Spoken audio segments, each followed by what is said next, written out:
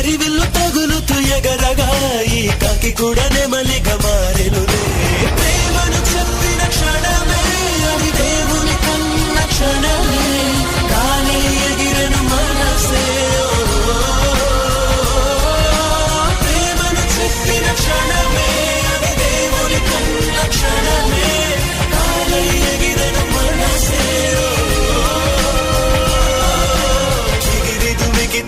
నింగి తగిలిను పదములు రెండు పక్షులాయను వేళ్ళ